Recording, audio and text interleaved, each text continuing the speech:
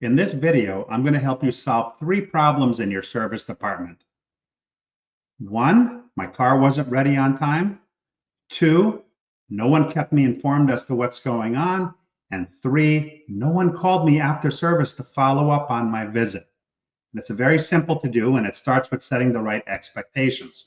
Those expectations should be set when they first purchase the car, by them receiving a video that shows them where to go and what to expect the first time they come in for service. When they drive up to the door goes swoosh, they drive to the end of the drive, and a service advisor greets them at their car. So the first time they come in, they don't have that apprehension. They know where to go. When they come in that first time, everything's scheduled for the most part, so you should be anticipating them, and then greet them right at their car when they pull into the drive. That confirms that you're doing and honoring your promise made when they purchased the car.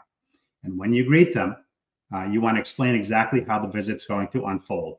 And since there are 3 types of communicators, there's auditory, visual, and kinesthetic, we want to make sure that we get our point across and reach everybody that's in front of us. And there's no easier way to do that than to explain it to them and also show them on this very simple card.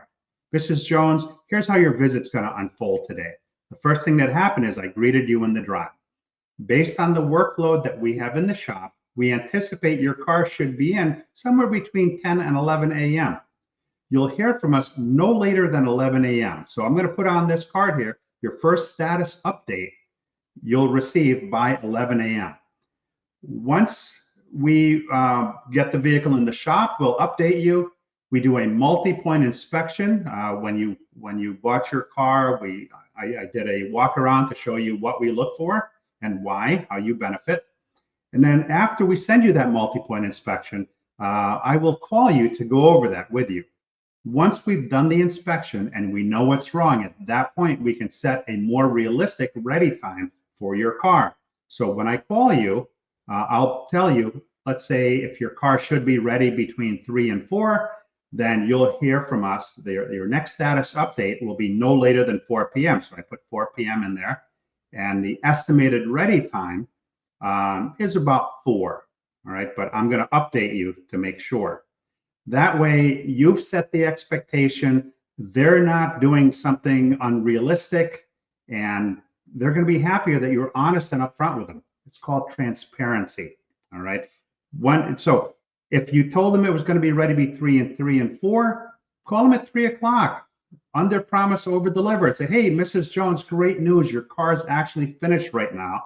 So I'm going to send you a payment link via email and text. So it makes it real easy for you. It's what we described this morning when we went over what was wrong with your car. You can pay your bill right online.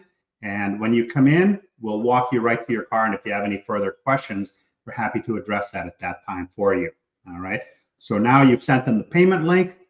They've paid it. They show up to pick up the car. And a smart person schedules the next appointment, because that way, even if you're not 100%, you can always change that appointment. But you want to make sure that they keep coming back to you for service. And as far as the follow-up after service, it's another easy one. All right. Because most people get a lot of spam calls, a ton. How many do you get? And of those spam calls, how many do you answer? I'd venture to say probably none. So now what I want to do is I want to schedule the follow-up. And the way you schedule it is no different than a doctor's appointment, okay? You have an appointment card. Mrs. Jones, I'm going to call you as part of what we do. We follow up with our customers, usually within 24 hours. So I want to call you tomorrow to follow up on your service visit.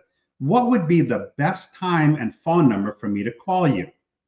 Let me tell you, tomorrow at 3 p.m. Great. Okay, so tomorrow at 3 p.m. is a good time for me to call you to follow up on your service visit. Yeah, all right, great. So now on the card, you write tomorrow's date, you write the time, and you hand it to them, just like a doctor's appointment, okay? It's their contacted after service call appointment. They take it. If they're a kinesthetic or a visual communicator, this will mean something to them. And also explain to them that You're going to get a call from me to follow up on your service visit at 3 p.m. tomorrow. You may not recognize the number, but just please remember at 3 p.m. from area code 860 or whatever your area code is, you're going to get that call. Great. So now you've scheduled it. The following day at 3 p.m., you honor that commitment and you call them.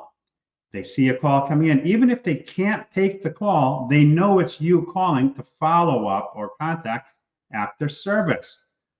So when they get the survey and they were asked, did the service advisor contact you after service? Absolutely. So that solves 3 problems right there. But as with anything, it's meaningless unless you execute on the plan. So that's your tip for today.